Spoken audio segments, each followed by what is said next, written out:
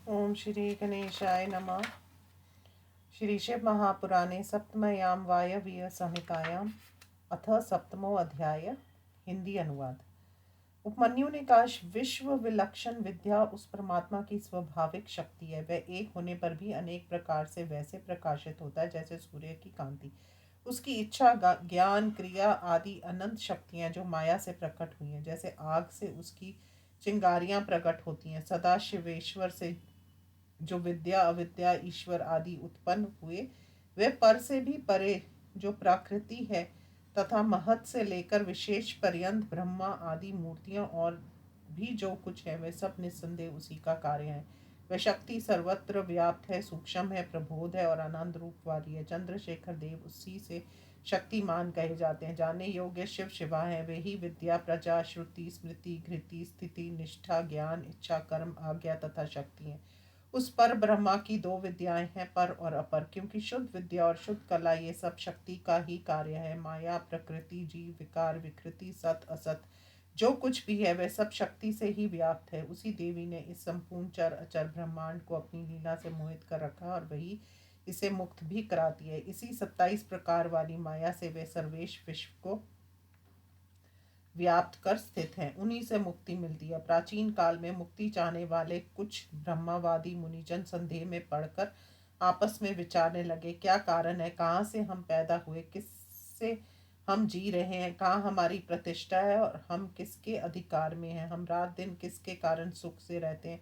ऐसी उल्लंघन ना करने योग्य संसार की व्यवस्था किसने की है। काल, स्वभाव, नियति, यदृच्छा को मानना इसमें उचित नहीं है। पंच महाभूत, योनि, पुरुष, इनका योग अथवा कोई और अचेतन होने से काल आदि का और चेतन होने से जीव का, सुख दुख होने से उनका अनिश्चत्व स्वीकार किया जा सकता है। तब वह ध्यान योग प्राप्त होकर उसकी उस ईश्वरी शक्ति को देखने लगे जो अपने गुणों से गुप्त तथा भव बंधन से मुक्त करने वाली है।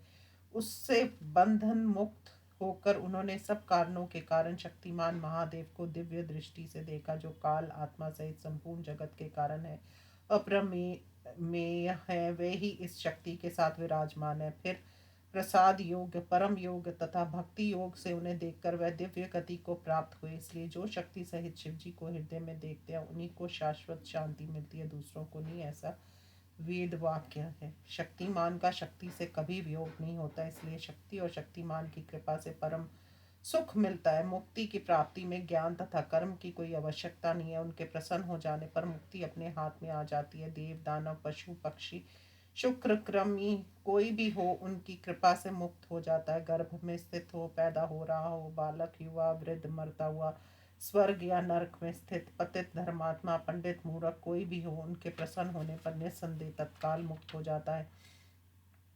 अयोग्य भक्तों के अनेक पापों को हटाकर परमेश्वर दयालुता के कारण उन पर निस्संदेह प्रसन्न होते हैं। उनके प्रसाद से भक्ति मिलती है और भक्ति से उनकी प्रसन्नता मिलती है। अवस्था भेद का विचार कर विद्वान उसमें मोहित नहीं होते। उनकी प्रसन्नता से ये जो भुक्ति मुक्ति मिलती है, वह एक ही जन्म में मनुष्यों को नहीं मिलती।